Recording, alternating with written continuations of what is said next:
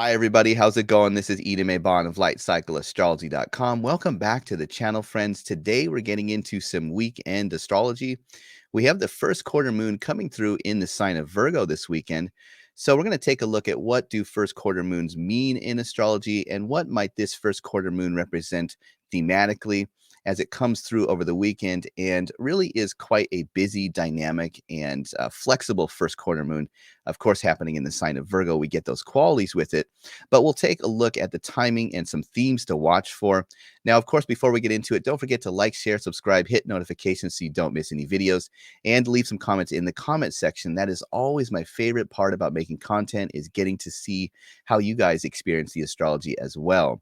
Also, you can always go to lightcycleastrology.com if you ever want to get a hold of me or inquire about a private reading. All right, well, let's go ahead now and pull up the real-time clock before we get into the archetypal themes to watch for. So we have the first quarter moon coming through right around 11:18 a.m.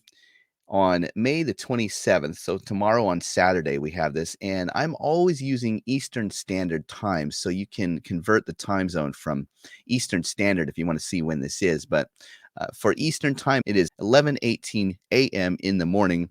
And this is happening at about 6 degrees of Virgo. And the thing that you'll really notice right off the bat is that we have a T-square between the sun, the moon, and Saturn. And I don't have the other planets in here because I wanted to keep this really easy to see. But this is a very dynamic, busy, powerful first quarter moon for a couple of reasons. One of the reasons is because the moon, even though it's a fast transit planet, it's going to make an aspect over to Saturn as it enters that first quarter stage, which is kind of interesting.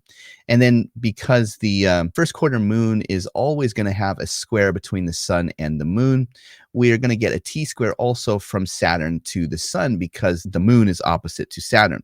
So we get this architecture of a T-square set up. And what is kind of interesting for me is that about a week ago, when we were getting the new moon at the end of the sign of Taurus, there was a T-square between Mars, Pluto, and Jupiter.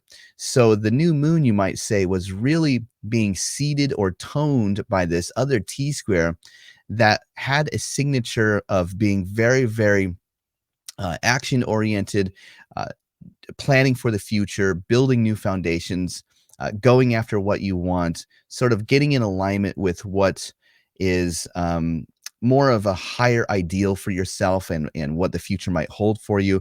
It had that kind of essence to it, and that was seeding the new moon. And of course, new moons are about a time where we enter some sort of new cycle where there feels like there's a turning over or a new beginning or a new seeding that is just so precious and young that we don't often understand fully what it represents.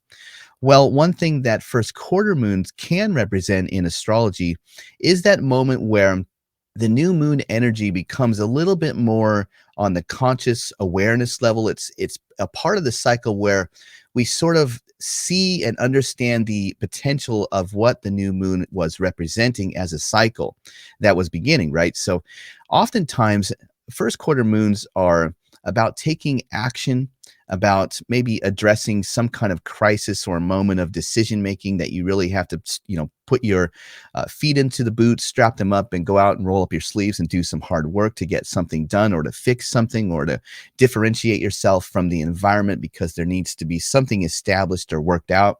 So that is all really, really interesting because the first quarter moon this month is happening in the sign of Virgo. And as most people know, Virgo is already a sign that has that signature of really being able to roll up the sleeves and get busy doing things. So this is a very, first of all, very energetic, dynamic first quarter moon that has that quality of really being able to go out there and just get something done that needs to be done. If there's something that needs to be handled, this is a great energy to do it on. But interestingly enough, all three of these planets that are in this T-square are in double-bodied or mutable signs, as it is called in the modern context. But in ancient astrology, they called all of these double-bodied signs. We're only missing Sagittarius out of the 4 double-bodied or mutable signs in the zodiac, but all 4 of the double-bodied signs were called double-bodied because they come a month before a new season, and they're basically a mixture of the season that you're currently in, and a little bit of the coming season gets mixed in with that. So, for instance, Saturn being in Pisces is still in the winter season, but it's the last month of the winter season, and there is this transition or turnover into the season of springtime that is very, very near this month. So there is a mixture of the spring that is coming into the end of winter, and that is all commingling and mixing together.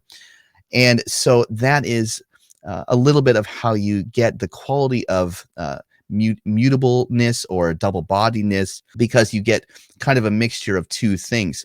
So one thing that is pretty interesting is that you might say with Saturn in a double-bodied, with the Sun in a double-bodied, with with the Moon in Virgo in a double-bodied, you might say that one signature of this first quarter moon, besides just being able to really roll up the sleeves and get things done, is a kind of a signature of, on the positive side, having a lot of flexibility, but maybe on the negative side, being a little bit duplicitous, where there's just kind of a back and forth. And with Saturn in the mix, sometimes you get a little bit of those negative, duplicitous kind of things anyway. Saturn as a lord of deceit. So there's a spectrum here between positive and negative. So that is the timing of when this is all coming through and a little bit about the essence of it. Now let's get into the themes to watch for this first quarter moon. Theme number 1 is going to be work and movement, either mental or physical. And that's because, again, we have such energetic signatures. The Sun is in a Mercury ruled sign. The Moon is in a Mercury ruled sign. Mercury is a god that stays really close to the Sun and goes back and forth. It goes in and out of retrograde more often than the other planets. The only planet that basically moves quicker than Mercury is the Moon. So we have both of the 2 fastest planets. We have the Sun, which is in a Mercury ruled sign, which is going to be very agile and fast moving.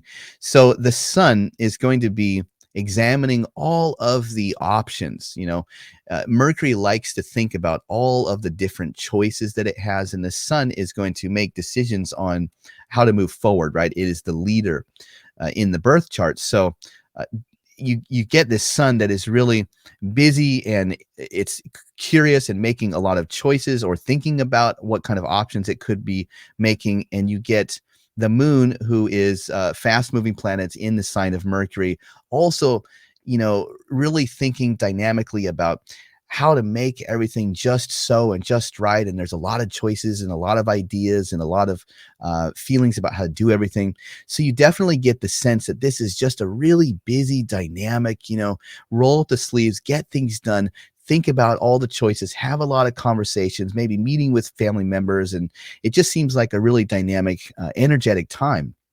So work and movement is theme number 1, doing a lot of work and just a lot of movement, a lot of energy being moved back and forth, whether that's in speech or ideas or social ability, meeting with people or family members, anything like that, friends. Okay, theme number 2 is going to be taking the perfect choice or action. Of course, this comes from a little bit of the low-hanging fruit that we often associate with Virgo as being kind of like that perfectionist energy. But one reason that Virgo is thought of as a perfectionist is simply because the sign of Virgo is coming right before the beginning of fall. And the beginning of fall is when we enter into the dark half of the year. So over the next 6 months, being in the fall and winter, those 2 seasons are not conducive to life.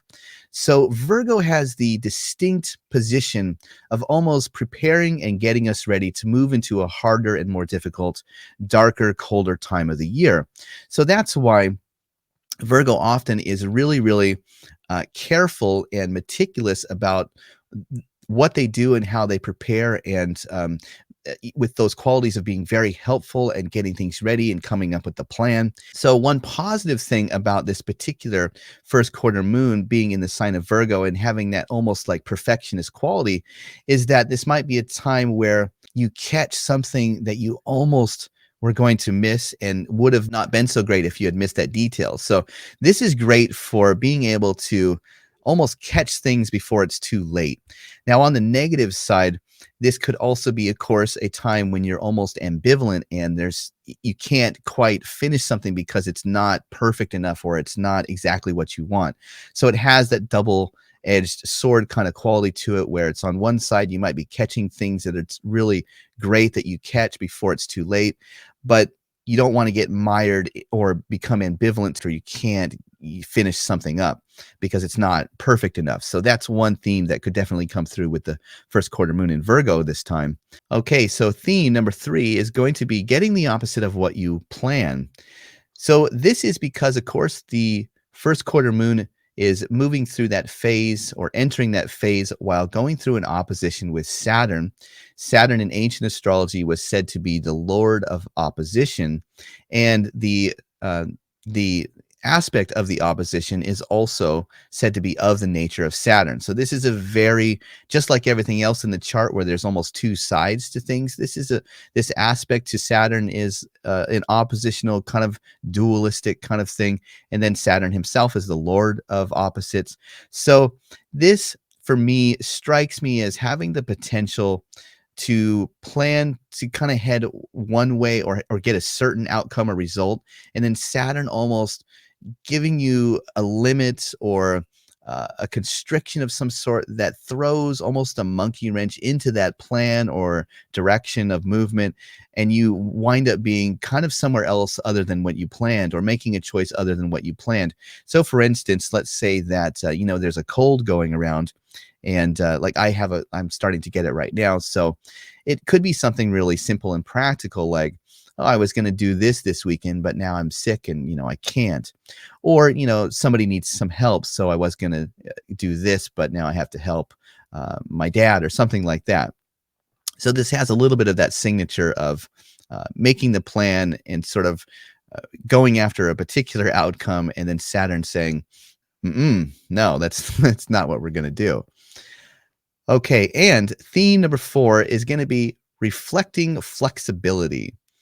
So this is like almost a tongue twister here, but reflecting flexibility, the moon being a planet that most reflects the light of the sun more than any other planet in the solar system. All of the traditional 7 planets reflect some sunlight, which is why the ancient astrologers could see them. And the modern outer planets, as they're called, are so far away that they don't quite reflect enough sunlight back, although they do get some sunlight from the sun, but it's not enough for us to see them. So that's one reason why they're, of course, invisible. But the moon is the most reflective of the sun's sunlight. So the moon symbolically represents kind of being able to reflect and look back and recall or remember things. And of course, the Mercury-ruled signs of Virgo and Gemini are, by their nature, very flexible. They're very unfixed. They're very free to think about different things and to bounce around with ideas and thoughts and conversations. So you get the quality, I think, for theme number 4 is really just almost being able to sort of remember or recall things that are coming from the past, or memories that you have with family, or memories about what has worked in the past and what maybe is a pragmatic example of something that worked out very well in the past.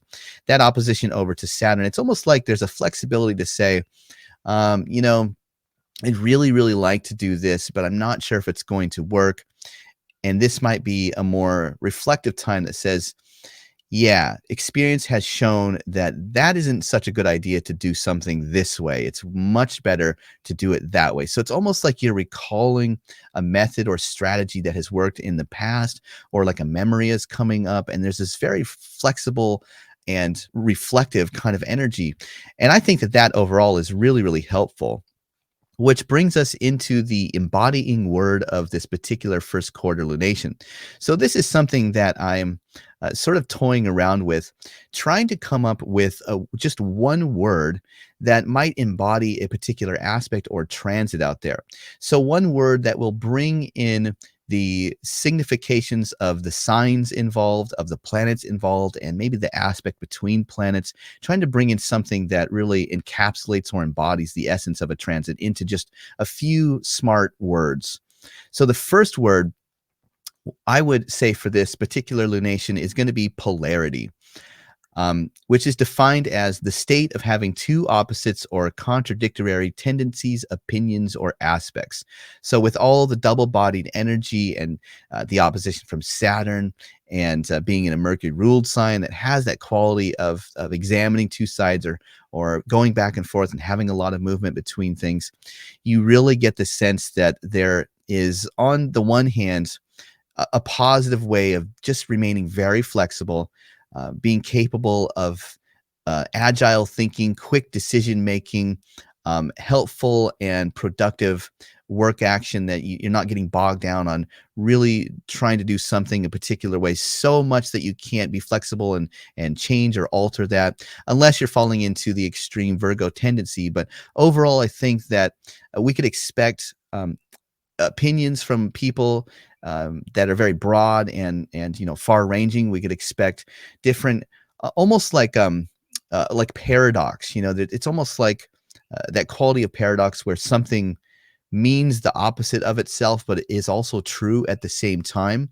So some of the negative side of this could be, again, getting bogged down in the multiplicity of choices and almost like too much information, too much choice. But I think overall, the agile flexibility of all of this unique energy is really going to be quite helpful. Now, the shadow side of this particular first quarter moon, I'm encapsulating or embodying by the word sardonic. And that's because Mercury was kind of the trickster god, right? He was the almost mocking, laughing at you, sometimes in a mean spirit because you're not smart enough or you're not keeping up, fast enough. Mercury sometimes can do that. And especially with an opposition from Saturn, a god that likes to bring suffering or likes to represent suffering, you could maybe, in the worst case of this transit, either people are being a little bit sardonic to you, or maybe you're being a little sardonic to them. So that's more the shadow quality of this first quarter moon coming through, disdainfully, skeptically humorous, or derisively mocking. So I think that is maybe the shadow side to watch out for. The parable of this first quarter moon, in my estimation, is simply that things change. They are impermanent. And sometimes an unexpected outcome works out better than you plan. So that's kind of like the takeaway, I think, about this first quarter lunation, is that it really reminds me of John Lennon's lyric. I forget what song this was in, but he said, life is what happens when you're busy making other plans. And I think it was in Beautiful Boy. Really beautiful song that my dad always played for me as I was growing up because it was his way of showing how he loved me. But I love that line, always stuck with me. Life is what happens to you when you're busy making other plans.